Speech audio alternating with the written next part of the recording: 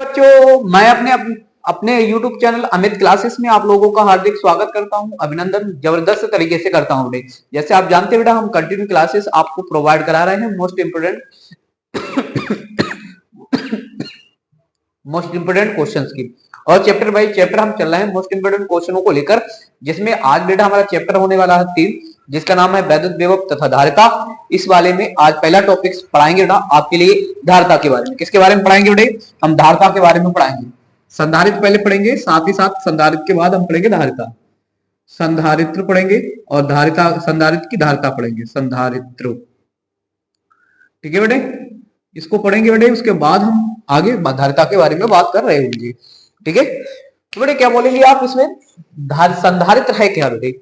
आप बोलेंगे संधारित्र एक ऐसा समायोजन होता है जिसके आकार में परिवर्तन किए बिना, कैसे आकार में परिवर्तन किए बिना ही उस पे आवेश की अधिक मात्रा को संचित कर सकते हैं। कैसा समायोजन है बेटा? एक ऐसा समायोजन है जिसके आकार में कोई भी परिवर्तन ना करके उस पर आवेश की अधिकतम मात्रा को हम संचित कर सकते हैं। ये बेटे हमारा पास है संधारित्र, ठीक है। कैसे बना होता है संधारित्र बेटे? कई प्रकार के संधारित्र होते हैं, वो तो डिपेंड करता है कौन कौन से संधारित्र के बारे में बात कर रहे हैं, ठीक है। तो बेटे इस संधारित्र में प्लेटें होती हैं, 2 प्लेटें होती हैं, ठीक है। ये बात ध्यान भी रखना आप। दो लिखेंगे बेटा, एक ऐसा समायोजन, एक ऐसा समायोजन, एक ऐसा समायोजन जिसके आकार में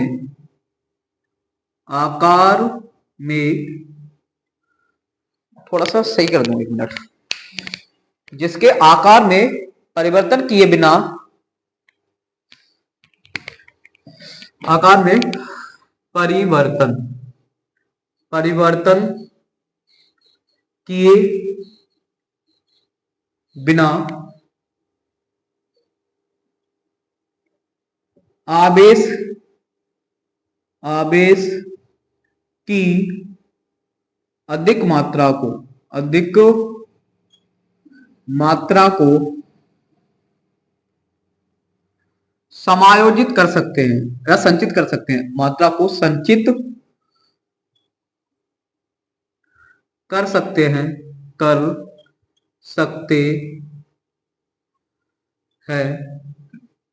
क्या कहलाती है बेटा? हमारा संधारित्र कहलाती है। संधारित्र कहलाती है,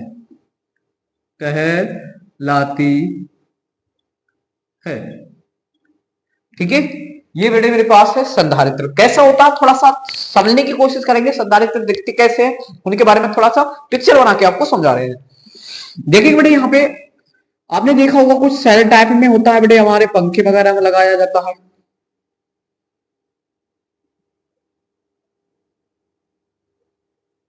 इस तरीके से होता है बेटा यहाँ पे, और यहां से 2 तार लगे हुए होते हैं। ये संधारित्र कुछ इस प्रकार, मतलब होता कहाँ संधारित्र की मैं बात कर लेता हूँ बेटा। वॉशिंग मशीन है, पंखे वगैरह में बेटे जो लगे होते हैं ना सेल टाइप में, जिन्हें हम सेल बोलते हैं कि पंखे का सेल बेकार हो गया इसलिए इसकी स्पीड कैसे हो गई है, कम हो गई है बेटा, वही तो हमारे संधारित्र, ठीक है। कुछ इस प्रकार से होते हैं। अभी बेटे इसमें क्या होता था, इसमें द्रव्य भरा जाता था, लिक्विड, अब द्रव्य भरा जाता ठोस रूप में था।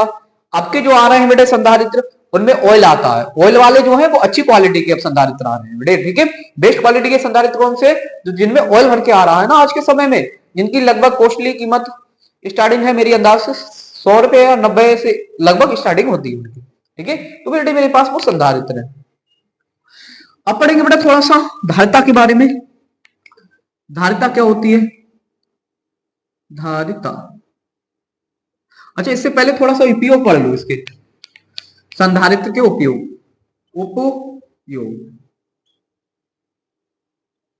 उपयोग क्या है? यूजिस इसके जो है वो है क्या? तो बेटा सबसे पहले क्या है, सबसे पहला उपयोग इसका यह है आवेश को संचित करने में, आवेश को संचित करने में, आवेश को संचित करने में, आवेश को संचित करने में पहला उपयोग ये हो गया बेटा। दूसरा और क्या उपयोग है बेटे? ऊर्जा को संचित करने में, दूसरा क्या उपयोग है? दूसरा उपयोग भी पढ़ लेते हैं बेटा इसका, ऊर्जा को संचित करने में, ऊर्जा को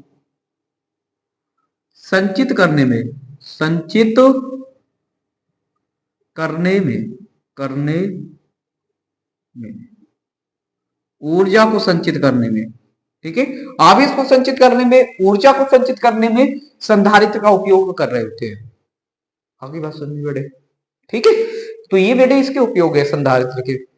अब इसके बाद में बात कर लेता हूं बेटा, थोड़ा सा और कर लेता हूं। अब मैं पढ़ूंगा धारिता के बारे में। संधारित्र की जो धारिता है वो धारिता होती क्या है, ठीक है। तो आप लिखेंगे संधारित्र की धारिता, संधारित्र की धारिता, संधारित्र की धारिता, ठीक है। इसके बारे में हम पढ़ेंगे, संधारित्र की धारिता क्या है इसके बारे में। अच्छा, संधारित्र की जो धारिता वो है क्या? तो आप बोलेंगे संधारित्र को दिए जाने वाले आवेश, संधारित्र को दिए जाने वाले आवेश की अधिकतम मात्रा तथा उस संधारित्र की दोनों प्लेटों के बीच उत्पन्न विभवांतर के अनुपात को संधारित्र की धारिता कहते हैं, ठीक है। कैसे फार्मूला बनता है बेटा? तो फार्मूला मैं यहां पे लिख देता हूं इसका, C बराबर होता है बेटा Q बटे का B, C बराबर Q बटे का B होता है। सी ये फार्मूला होता है। आप बोलेंगे संधारित्र को दी जाने वाली आवेश की अधिकतम मात्रा तथा उस संधारित्र की दोनों प्लेटों के बीच उत्पन्न विभवांतर के अनुपात को संधारित्र की क्या बोलते हैं बेटा? धारिता कहते हैं। संधारित्र की धारिता को C से डिनोट करते हैं, कैपिटल C से, ठीक है। इसका जो मात्रक है बेटे, इसका मात्रक वैसे तो फेरेड होता है, लेकिन इसको छोटी इकाइयों में लिखते हैं, जैसे माइक्रोफेरेड, पिकोफेरेड, इसमें इसको लिख रहे होते हैं। आएगी बात समझ में, ठीक है। तो लिखेंगे, बोलेंगे आप संधारित्र को दी जाने वाली, संधारित्र को दी जाने वाली, संधारित्र को दिया, ऐसे लिखो, दिया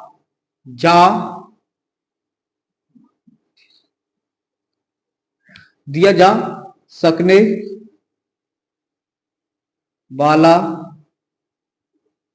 अधिकतम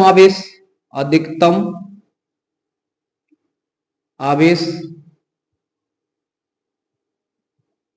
तथा आवेश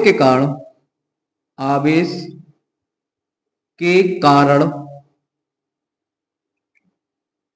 संधारित्र की दोनों प्लेटों के बीच, संधारित्र की दोनों प्लेटों के बीच उत्पन्न विभवांतर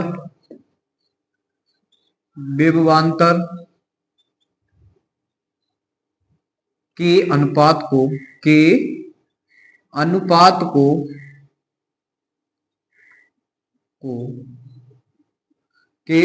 विभवांतर के अनुपात को क्या कहते हैं बेटा? संधारित्र की धारिता कहते हैं। धारिता कहते हैं। किससे डिनोट करते हैं बेटा इसे? तो आप लिखेंगे इसे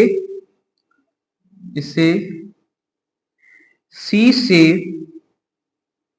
प्रदर्शित करते हैं, प्रदर्शित करते हैं, ठीक है।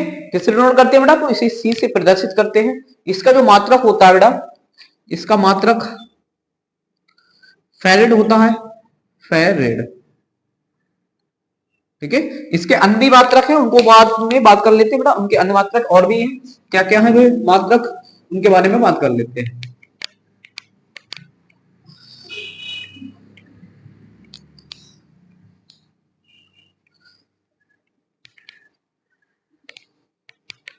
आप लिखेंगे धारिता के अन्य मात्रक, धारिता के अन्य मात्रक, अन्य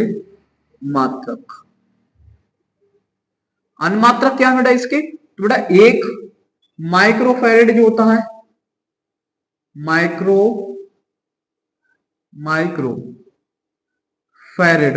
एक माइक्रो जो फेरेड होता है बेटा, कितने फेरेड के बराबर होता है? 10 की पावर माइनस के 6 फेरेड के बराबर होता है।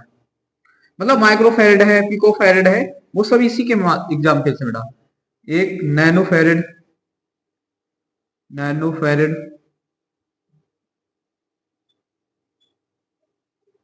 10 की पावर माइनस का 9 फेरेड। ठीक है बेटा, इसके ये अनुमात्रक हैं। अब थोड़ा सा बात और कर लेते हैं बेटा। मैंने जैसे अभी बात करी बेटे, इसमें मैंने कहा संधारित्र में क्या होंगी? दो प्लेटें होंगी, है ना, बात करी थी मैंने इसमें। मैंने इसको आवेश दिया तो उनकी प्लेटों के बीच विभवांतर उत्पन्न होगा, तो उन दोनों के अनुपात को ही संधारित्र की धारिता मैंने बोल दी। ठीक है, अब बेटे में बात आती है कि अगर मैं उन दोनों प्लेटों के बीच में क्या कर दूं? किसी परावैद्युत पदार्थ को भर दूं। किसको भर दूं? किसी परावैद्युत पदार्थ को मैं उन प्लेटों के बीच भर दूं, तो क्या होता है समझेंगे।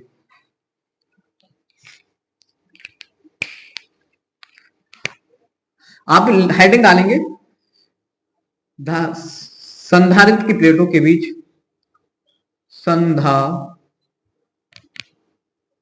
संधारित्र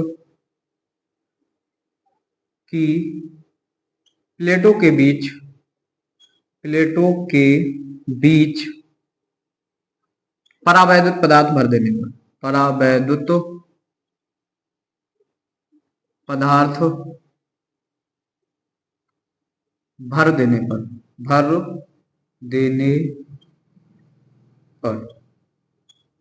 परावैद्युत पदार्थ भर देने पर क्या होता है? ठीक है, तो बेटे जैसे मैंने एक संधारित्र लिया, ये बेटे मेरे पास इस तरीके से डिजाइन करेंगे कुछ।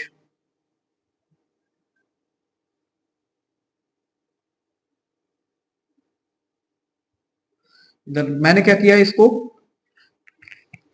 मैं इसको प्लस का क्यू आवेश देता हूं। मैंने आवेश दिया इसको प्लस का क्यू। तो बेटा इस वाली प्लेट ए से नाम दे दो, इससे बी दे दो। तो प्लेट ए पर बेटा क्या होगा? एक समान रूप से वितरित हो जाएगा। कैसा हो जाएगा? एक समान रूप से वितरित हो जाएगा। अब ये दोनों प्लेट है बेटा एक दूसरे से मान के चला डी दूरी पर रखी हुई है, तो बेटे एक प्लेट दूसरी प्लेट के पास में ही रखी हुई है, तो इन दोनों के बीच अन्योन की क्रिया होने लगेगी, और अन्योन की क्रिया होने की वजह से बी प्लेट के अंदर की ओर तो धनावेश आ जाएगा, ऋणावेश आ जाएगा, और बाहर की ओर क्या आ जाएगा बेटा? धनावेश आ जाएगा, इस तरीके से। ठीक है, इस तरीके से आ जाने का। तो बेटा देखो, एक प्लेट धनावेश से होगी, एक प्लेट ऋणावेशित होगी। ये वाला धनावेश तो ये पृथ्वी में चला जाएगा। ठीक है, मतलब अपने आप को नष्ट कर लेता है, ऐसे समझ। तो बेटा यहाँ पे धनावेश, ये ऋणावेश है, तो एक वैद्युत क्षेत्र उत्पन्न हो जाएगा इस तरीके से। और आप जानते हैं ये वैद्युत क्षेत्र है बेटा, ये वैद्युत क्षेत्र जो है इसकी दिशा ऐसे है। अब क्या किया मैंने, इन प्लेटों के बीच में बेटे हम क्या करेंगे? एक परावैद्युतांक भर देंगे प्लेटों के बीच में। आप समझ सकते हैं, ठीक है, आप समझने की कोशिश करना बस।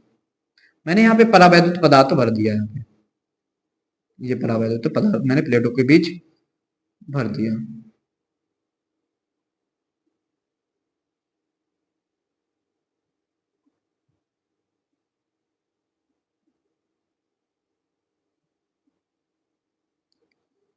इस तरीके से मैंने परावैद्युत पदार्थ भरा। तो जैसे हम इसके परावैद्युत पदार्थ भरेंगे, तो बेटा यहां से क्या होगा? एक आंतरिक वैद्युत क्षेत्र उत्पन्न हो जाएगा। परावैद्युत पदार्थ भरने की वजह से एक आंतरिक परावैद्युत पदार्थ, एक वैद्युत क्षेत्र उत्पन्न हो जाएगा, आंतरिक वैद्युत क्षेत्र। आंतरिक वैद्युत, मार्कर सही नहीं चल रहा भैया, आ जाओ थोड़ा सही से आ जाओ। आंतरिक वैद्युत क्षेत्र, सब एक से ही है क्या? ठीक है, और ये आंतरिक वैद्युत क्षेत्र उत्पन्न होने की, ये पहले वाले वैद्युत क्षेत्र के अपोजिट उत्पन्न होगा, और ये वैद्युत क्षेत्र जो उत्पन्न होने की वजह से बेटा क्या होगी? प्लेटों के बीच जो है जो विभवांतर उत्पन्न हुआ था, वो विभवांतर कैसा होगा बेटा? उसका मान कम हो जाएगा, और जैसे मान कम हो जाएगा इस संधारित्र की धारिता बढ़ जाएगी। क्या होगा बेटा? यहां पे संधारित्र के बीच जैसी विभवांतर घटेगा, धारिता कैसे हो जाएगी? बढ़ जाएगी। तो परावैद्युत पदार्थ भरने पर क्या होता है कि संधारित्र की जो धारिता होती है बेटे वो क्या हो जाती है, धारिता बढ़ जाती है। मोस्ट इंपोर्टेंट क्वेश्चन है बेटे, इस बारे में पूछा जाता है कि बताओ संधारित्र की प्लेटों के बीच में अगर मैं परावैद्युत पदार्थ भर दूं तो क्या प्रभाव पड़ता है संधारित्र की धारिता पर। तो बेटा धारिता कैसी हो जाती है, धारिता बढ़ जाती है। क्यों, क्योंकि परावैद्युत पदार्थ भरने से प्लेटों के बीच उत्पन्न विभवांतर का मान कम हो जाता है या घट जाता है, जिससे उसकी धारिता का मान बढ़ जाता है। आई होप बात समझ में आई होगी मेरे लाडलो। तो फिर आज के लिए इतना रखेंगे और मिलेंगे कल नेक्स्ट वीडियो में। तब तक के लिए जय हिंद, जय भारत बच्चों।